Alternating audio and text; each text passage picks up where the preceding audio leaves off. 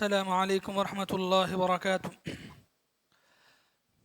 الحمد للہ رب العالمین وبہ نستعین سبحانک لا علم لنا الا ما علمتنا انک انت العلیم الحکیم۔ اسلامی بھائیوں، پردے میں بیٹھی ماں اور بہنوں، آج کی تراویح میں تیسرا پارہ آپ نے سنا ہے۔ اس تیسرے پارے کے اندر سورہ بقرہ مکمل ہوا اور پھر ایک نیا سورہ آل عمران شروع ہوا۔ سورہ آل عمران یہ قرآن مجید کا تیسرا سورہ ہے سورہ بقرہ کے بعد کا۔ عربی زبان میں آل کا لفظ خاندان کے لیے، گھرانے کے لیے استعمال ہوتا ہے۔ آل عمران کا مطلب ہے عمران کا گھرانہ، جیسے ہم درود پڑھتے ہیں اللہم صلی علی محمد وعلی آل محمد، تو یہ آل محمد کا مطلب ہے محمد کا گھرانہ، محمد کا خاندان۔ تو یہ سورہ جو آل عمران ہے، اس میں حضرت عمران کے خاندان کے بزرگ شخصیتوں کا، پیغمبروں کا ذکر ہے۔ یہ پیغمبروں کا گھرانہ ہے، حضرت عمران کا گھرانہ۔ حضرت مریم علیہ السلام، حضرت زکریا علیہ السلام، حضرت یحییٰ علیہ السلام، حضرت عیسیٰ علیہ السلام، یہ سب اسی خانوادے، اسی گھرانے سے تعلق رکھتے ہیں۔ تو ان کی زندگیوں کے واقعات اس سورہ کے اندر بیان کیے گئے، تو اس وجہ سے سورہ کا نام ہی آل عمران رکھا گیا۔ سورہ مکمل پہلی آیت سے لے کر 80 پر 3 تک مکمل آیتیں جو ہے مدنی ہیں، مدینے میں اللہ کے نبی صلی اللہ علیہ وسلم پر نازل ہوئی۔ یہ سورہ کے بارے میں آپ کو ایک خاص بات یاد رکھنا ہے، اور وہ کیا ہے؟ جب ہم سورہ فاتحہ پڑھتے ہیں تو آخر میں ہماری دعا ہوتی ہے اہدنا الصراط المستقیم صراط الذین انعمت علیہم غیر المغضوب علیہم ولا الضالین۔ اے اللہ ہمیں سیدھا راستہ دکھا، ان کا راستہ دکھا جن پر تو نے انعام کیا، ان کا راستہ ہرگز نہ دکھا جن پر تیرا غضب نازل ہوا یا جو گمراہ ہوئے۔ سورہ فاتحہ کے آخر میں 2 قوموں کا ذکر ہوا، غیر المغضوب علیہم مطلب اللہ کا غضب جس قوم پر نازل ہوا، اس سے مراد ہے یہود، ولا الضالین اور جو گمراہ ہوئے، اس سے مراد ہیں عیسائی، کرسچن، نصارہ۔ تو اللہ تعالیٰ سے اس سورہ فاتحہ کے آخر میں ایک مسلمان جو ہے دعا مانگتے ہوئے کہتا ہے کہ ہمیں یہ 2 قوموں کا راستے پہ نہ چلا۔ قرآن مجید کی جو سورہ ہے آپ پڑھیں گے، اللہ اکبر، اللہ تعالیٰ کا یہ ایسا عجیب و غریب کلام ہے، سنتے سمجھتے اس کی گہرائی میں جاتے زندگیاں ختم ہو جائیں گی۔ سورہ فاتحہ کے بعد کے جو 2 سورے ہیں، پہلا سورہ بقرہ اور دوسرا یہ سورہ آل عمران، اسی کا خلاصہ ہے۔ سورہ بقرہ میں پورے سورے کے اندر یہودیوں کا ذکر ہے، بنی اسرائیل اللہ تعالیٰ نے ان کو کیسا مقام دیا، کتنی نعمتیں دی، لیکن وہ اس کے باوجود اللہ تعالیٰ سے کیسی بغاوت کیے، پیغمبروں کے ساتھ کیسا غضب کا سلوک کیے، اور کیسے وہ لوگ جو ہے اللہ تعالیٰ کی لعنت کے مستحق ہوئے۔ یہ پورا سورہ اسی کا خلاصہ ہے۔ اور پھر اس کے بعد کا جو سورہ یعنی یہ سورہ آل عمران، یہ پورا عیسائیوں کے بارے میں، کرسچنوں کے بارے میں ہے۔ حضرت عیسیٰ علیہ السلام کے بارے میں جتنے غلط عقیدے آج کا کرسچن رکھتا ہے، اس کے پورے جواب آپ کو اس سورہ کے اندر ملیں گے۔ اسی لیے اس سورہ کا ایک نام ہے سورۃ الکنز، یعنی خزانے کا سورہ۔ اس میں وہ خزانہ ہے جس کے سامنے کوئی عیسائی، کوئی کرسچن کی زبان نہیں کھلے گی۔ جتنے غلط عقیدے مریم علیہ السلام کے بارے میں، عیسیٰ علیہ السلام کے بارے میں رکھتے ہیں، یہ سورہ کے اندر پورا خلاصہ کیا گیا۔ پڑھنے سے تعلق رکھتا ہے تو بہت ساری چیزیں ملیں گی۔ کہنا کیا ہے کہ سورہ فاتحہ کے اندر ہم جو دعا مانگتے ہیں، اسی کے خلاصے میں یہودیوں کے لیے سورہ بقرہ میں پورا مکمل عبرت ہے، اور پھر عیسائیوں کے لیے سورہ آل عمران کے اندر ایک مکمل ان کا نقشہ ہے۔ یہ 2 سوروں کے اندر ایک عجیب ربط ہے، جوڑ ہے۔ یہی وجہ ہے اللہ کے نبی صلی اللہ علیہ وسلم یہ دو صورتوں کی ملا کے فضیلت بیان کیے۔ عام طور پہ لوگوں کے اندر صرف سورہ بقرہ کی فضیلت بیان کی جاتی ہے، جبکہ سورہ بقرہ کے ساتھ سورہ آل عمران دو صورتوں کو ملا کر پڑھنے کی اپنی الگ فضیلت ہے۔ کیسی فضیلت؟ ایک حدیث میں آپ کے سامنے رکھتا ہوں۔ امام مسلم نے اپنی کتاب کے اندر حدیث نمبر 806 میں ایک حدیث بیان کی۔ اللہ کے نبی فرماتے ہیں اقرؤوا الزہراوین، کہ اے لوگو دو روشن والے، دو روشنی کے سورتوں کی تلاوت کرتے رہا کرو۔ اللہ کے نبی نے آگے فرمایا فَإِنَّهُمَا تَأْتِيَانِ يَوْمَ الْقِيَامَةِ كَأَنَّهُمَا غَمَامَتَانِ، اس لیے کہ یہ پڑھنے جو آدمی یہ دو سورتوں کو پڑھے گا، کل قیامت کے دن یہ دو سورے ایک ابر، ایک بادل، ایک سائبان کی شکل میں آئیں گے اور اللہ تعالیٰ کے پاس اپنے پڑھنے والے کا دفاع کریں گے، اس کے بارے میں سفارش کریں گے۔ ایک تو پورا قرآن سفارشی ہے پڑھنے والے کے لیے، لیکن یہ خاص دو صورتوں کے بارے میں، سورہ بقرہ اور سورہ آل عمران کے بارے میں حدیث میں ایک خاص لفظ آیا، اور وہ کیا ہے؟ فَإِنَّهُمَا تُحَاجَّانِ عَنْ أَصْحَابِهِمَا۔ اللہ کے نبی نے فرمایا یہ دو صورتیں اللہ تعالیٰ کے پاس دفاع کریں گی۔ دفاع سمجھتے ہیں؟ دفاع کریں گی یہ دو صورتیں۔ تو یہ دو صورتوں کی اپنی ایک الگ فضیلت ہے، تو اس لیے یہ دو صورتوں کو اس نیت سے جو مسلمان تلاوت کرے گا، اللہ کی ذات سے امید ہے کہ یہ دو صورتیں ہمارے حق میں ایک بادل، ایک سائبان، روشنی کے مینار بن کے آئیں گی اور اللہ کے پاس ہماری سفارش بھی کریں گی۔ دعا کریں کہ اللہ اس کو ہمارے لیے سفارش کا ذریعہ بنائے۔ یہ اس سورہ کا ایک مختصر سا تعارف ہے۔ سورہ کی جب پہلی آیت آپ پڑھیں الف لام میم، پھر اللہ لا الہ الا هو الحی القیوم، یہ سورہ کی جو فضائل احادیث میں بیان کیے گئے اس کی ایک بہت بڑی وجہ، اللہ تعالیٰ کے بے شمار نام ہیں، اس میں سے 99 پر 9 ناموں کی فضیلت آئی ہے۔ اس میں سے 2 نام ایسے ہیں جن کو اسم اعظم کہا گیا۔ اسم اعظم مطلب اللہ تعالیٰ کے عظیم نام، بلند برتر نام۔ یہ سورہ کی آیتوں میں شروعات میں دوسری آیت میں اللہ تعالیٰ کی 2 صفات کا ذکر ہے، 2 ناموں کا ذکر ہے۔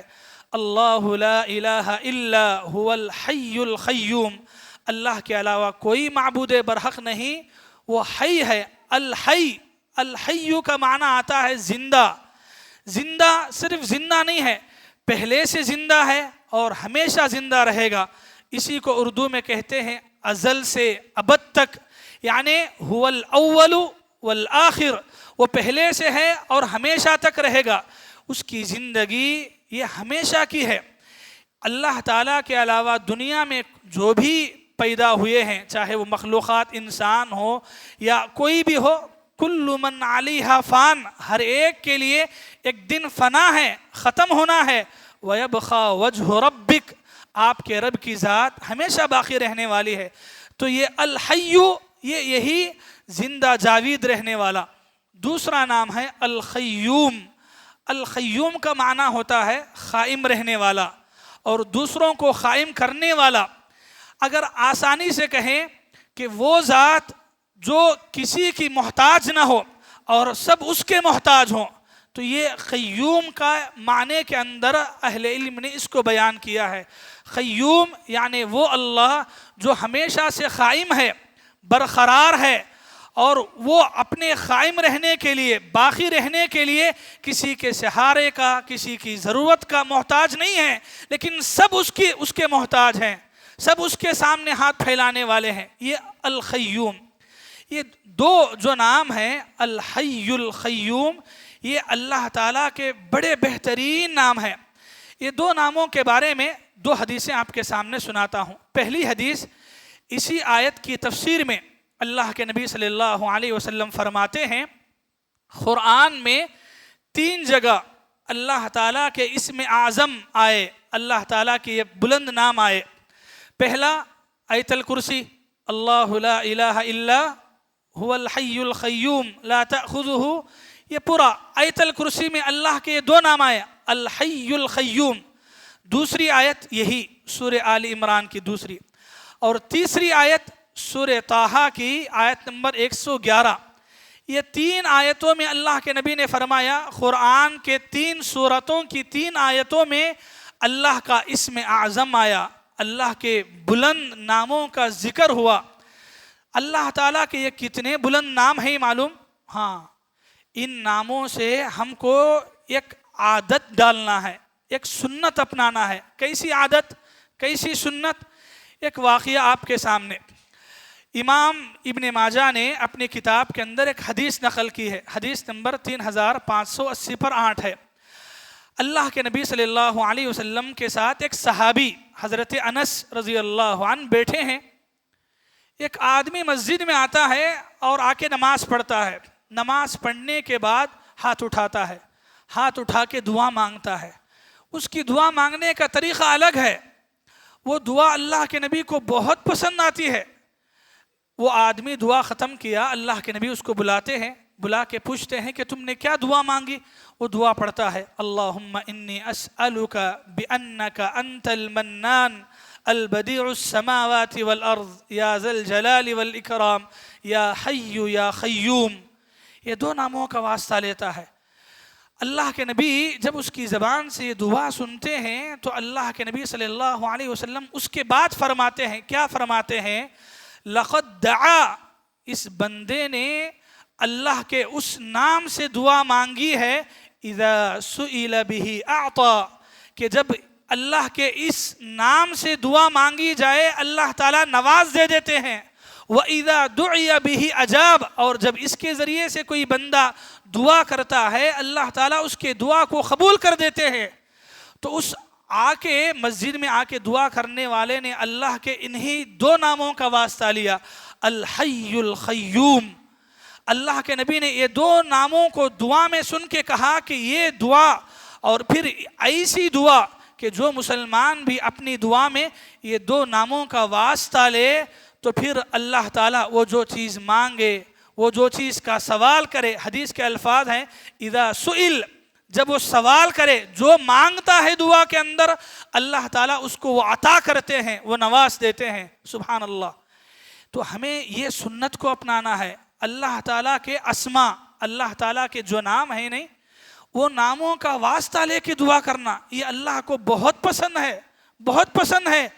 اللہ تعالیٰ کے جو جو نام ہیں وہ ناموں کا واسطہ لیں آپ اور کہیں کہ اے اللہ تو عطا کرنے والا ہے، تو عطا کر، تو غفور ہے مجھے معاف کر، تو رحیم ہے مجھ پہ رحم کر۔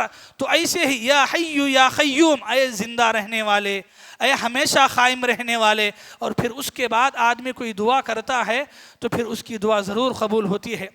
ایک اور حدیث سنانے سے پہلے آپ کو ایک بات کی طرف توجہ دلاؤں گا۔ باپ اور اولاد کا رشتہ ایک انمول رشتہ ہے، خاص کر کے باپ اور بیٹی کا رشتہ، سمجھ رہے ہیں؟ باپ اور بیٹی کا رشتہ اور خاص رشتہ ہے۔ اگر یہی باپ اس کائنات کے آخری نبی جناب محمد الرسول اللہ ہوں، اور پھر یہ بیٹی اس کائنات کے آخری نبی کی لخت جگر حضرت فاطمہ ہوں، اور پھر وہ باپ یعنی کہ ہمارے نبی فاطمہ کو اگر قریب بلا کے کوئی نصیحت کرے، سمجھیں کہ وہ نصیحت کس قدر قیمتی ہوگی۔ اللہ کے نبی صلی اللہ علیہ وسلم حضرت فاطمہ رضی اللہ عنہا کو ایک مرتبہ اپنے قریب بلا کے بٹھا کے نصیحت کرتے ہیں۔ کیا نصیحت؟ بہترین نصیحت ہے۔ اس حدیث کو، اس نصیحت کو علامہ البانی رحمۃ اللہ علیہ اپنی کتاب سلسلۃ الاحادیث الصحیحہ میں حدیث نمبر 227 میں بیان کیا ہے۔ واقعہ کیا ہے؟ اللہ کے نبی حضرت فاطمہ کو بلاتے ہیں، اپنے قریب بٹھاتے ہیں، نصیحت کرنے سے پہلے ایک بات کہتے ہیں ما یمنعکی، اے فاطمہ، بیٹی فاطمہ، میں جو نصیحت کرنے جا رہا ہوں اس پر عمل کرنے سے کوئی چیز تجھے نہ روکے، کوئی بھی چیز تجھے نہیں آڑے آنا۔ جو نصیحت کر رہا ہوں اس پہ عمل کرنا ہے، دن رات صبح شام اس پہ عمل کرنا ہے، اور عمل کرنے سے کوئی بھی رکاوٹ تجھے منع نہیں کرنا، تجھے روکنا نہیں ہے۔ بیٹی فاطمہ کہتی ہیں کہ نصیحت کیجئے۔ تو اللہ کے نبی صلی اللہ علیہ وسلم یہ دعا سکھاتے ہیں، فاطمہ یہ دعا پڑھتے رہو، یا حی یا قیوم برحمتک استغیث اصلح لی شأنی کلہ ولا تکلنی الی نفسی طرفۃ عین۔ اللہ اکبر، کتنی جامع دعا ہے معلوم۔ جو انسان زندگی میں پریشانیوں سے چور چور ہو جائے، اسے کچھ بھی سمجھ میں نہ آئے، یہ دعا پڑھ کے دیکھے معنی کے ساتھ۔ پہلے معنی سنیے، یا حی یا قیوم، اے زندہ رہنے والے ہمیشہ سے، اے قائم رہنے والے، برحمتک تیری رحمت کا واسطہ ہے، استغیث میری مدد کر، میں تیری مدد کا محتاج ہوں، استغیث مجھے تیری مدد عطا فرما، اصلح لی شأنی کلہ، اور جتنے میرے معاملات بگڑ رہے ہیں اے اللہ اس کو سدھار دے، اصلح لی میرے لیے سدھار دے، کلہ میرے پورے کاموں کو، یعنی میری زندگی میں جو کام، میرا جو معاملہ پھنسا ہوا ہے، اٹکا ہوا ہے، جس میں پریشان ہوں، چاہے میرے گھر کا مسئلہ ہو، باہر کا مسئلہ ہو، کاروبار کا مسئلہ ہو، لین دین کا مسئلہ ہو، صحت کا مسئلہ ہو، بیماری کا مسئلہ ہو، دشمن کا کوئی بھی مسئلہ، کہا اللہ کے نبی نے اصلح لی شأنی کلہ، فاطمہ دعا کرنا کہ اے اللہ میرے ہر معاملے کو سدھار دے۔ اور آخری جملہ ہے لا تکلنی الی نفسی طرفۃ عین، اے اللہ پلک جھپکنے کے برابر بھی مجھے میرے حوالے نہ کر۔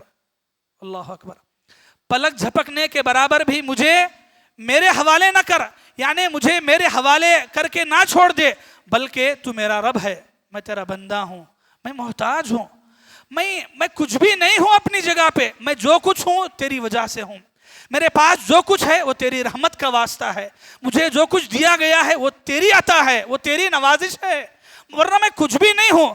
اور مجھے ایک لمحے کے لیے طرفت عین، پلک جھپکنے کے برابر، کتنے گھنٹے لگتے جی؟ پلک جھپکنے کے برابر، اتنے لمحے کے برابر بھی مجھے میرے حوالے نہ کر۔ اگر مجھے تو میرے حوالے کر دیا، ختم، میں کچھ بھی نہیں ہوں، میں تو ایک معمولی سا بندہ ہوں، میں اسی وقت تک زندہ ہوں جیسے ایک مچھلی بغیر پانی کے زندہ نہیں رہ سکتی۔ اے اللہ میں تیری مدد کے بغیر ویسے ہی تڑپتا رہ کے مر جاؤں گا۔ اللہ کے نبی صلی اللہ علیہ وسلم بیٹی فاطمہ کو یہ نصیحت اپنے قریب بٹھا کے کرتے ہیں۔ میرے بھائیوں، ماؤں اور بہنوں، ہم میں سے ہر ایک کی زندگی میں کوئی نہ کوئی پریشانی ہے، لیکن مسئلہ کیا ہے؟ ہم نے نبی کی دعاؤں کو پڑھا ہی نہیں ہے، سمجھا ہی نہیں ہے۔